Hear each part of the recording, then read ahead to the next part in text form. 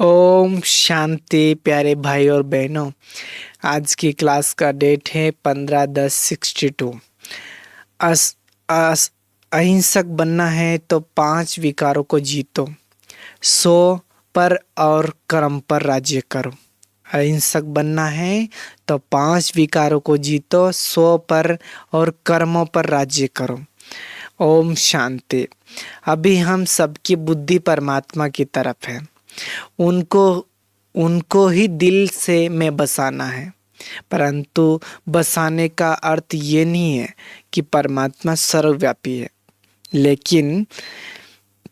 लेकिन परमात्मा ने समझाया है कि जहाँ माया 5 विकार है, जहाँ दुख अशांति है, ऐसे अपवित्र स्थान पर मैं कैसे बैठूं? मेरे बैठने की जगह तो स्वच्छ चाहिए। मैं तो अपने अपने घर वाला हूँ, मतलब परमधाम वाला हूँ। गुरु नानक ने भी महिमा की है कि तेरा ऊंचा ठाव है, ऊंचा घर है। ऐसे नहीं कि मैं सर्वव्यापी हूँ, मेरे कोई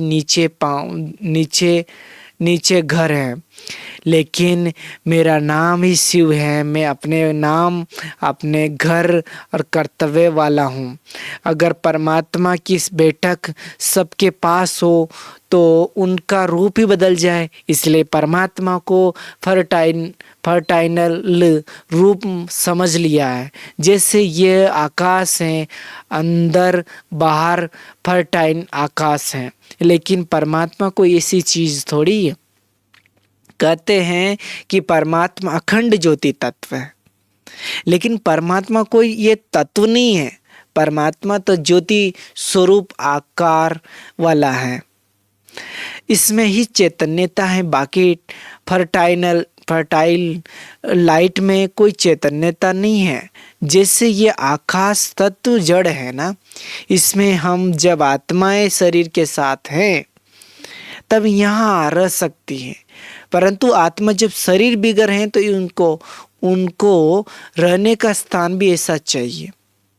जो हुआ छठा तत्व है, यहाँ रह सकते हैं, परंतु आत्मा जब शरीर बिगड़ है तो उनको रहने का स्थान भी ऐसा चाहिए।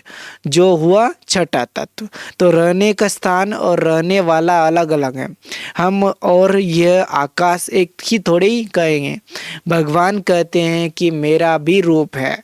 जैसे हम अब बोलते हैं कि तो उस बोलने का भी रूप है। जैसे तिरंगे बनती हैं तो उनको फिर औजारों के जरिए कैच करते हैं। औजारों के जरिए कैच करते, वैसे आवाज़ बहुत हो रही है, लेकिन किसके पर्टिकुलर आवाज़ को पकड़ने हैं, सूक्ष्म इंस्ट्रूमेंट होता है जो उसको पकड़ता है। तो परमात्मा को भी दिव्य दृष्टि, दिव्य नेत्र से देख सकते हैं। परमात्मा ने 3 रूप ब्रह्मा विष्णु शंकर द्वारा स्थापना विनाश पालना कराई। बाकी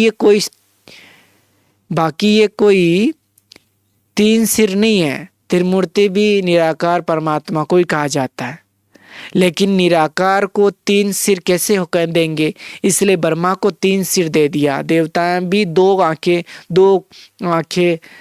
2 भुजाएं वाले होते हैं, और कोई चेंज आदि नहीं होती है। बाकी कोई लूले लंगड़े होते हैं, वो तो है ही कर्मों की बात। भगवान ने भी अहिंसा की युक्ति सिखलाई है। अहिंसा माना 5 विकारों के जीतना। हम विकारों के वश हैं, तो जैसे हमारी रोज हिंसा हो रही है, पाप होने से आत्मा के घातक बनते हैं, इसको ही जीव हिंसा कहेंगे। इसलिए परमात्मा ने कहा कि यह शत्रु तुम्हारी हिंसा कर रहे हैं, इन्हों को भी जीतो। जो अहिंसक बनाओगे फिर 100 का राज्य मिलेगा। सेल्फ के ऊपर, कर्मों के ऊपर अपना राज्य चाहिए। तो बाप कहते मैं ऐसा कॉलेज खोलता हूँ जिसमें ये लक्ष्मी नारायण सूर्यवंशी चंद्रवंशी राजधानी तैयार हो रही है।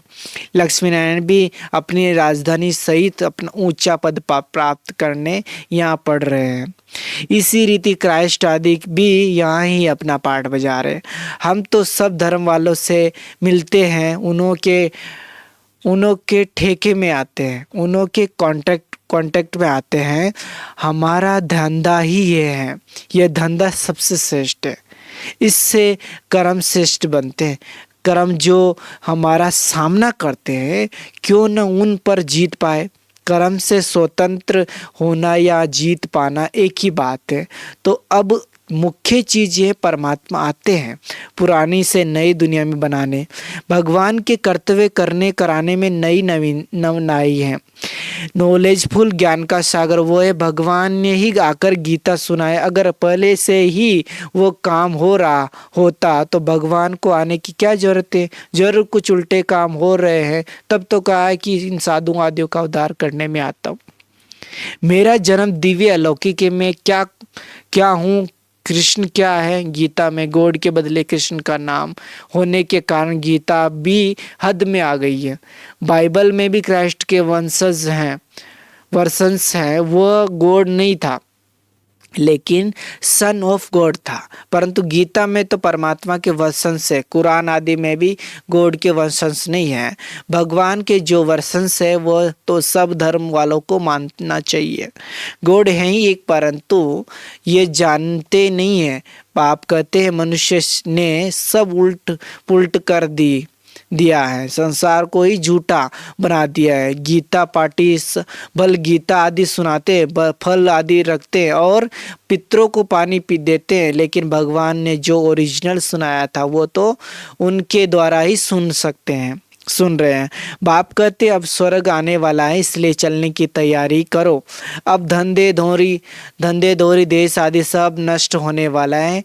तब बाप बच्चों को कहते हैं कि अब बहुत ख़राब हालतें आनी है, बेहतर है कि जितनी पूंजी है सफल कर लो। ऐसे नहीं कि इतना कमावे जो हमारी वंशावली भी खाती रहे।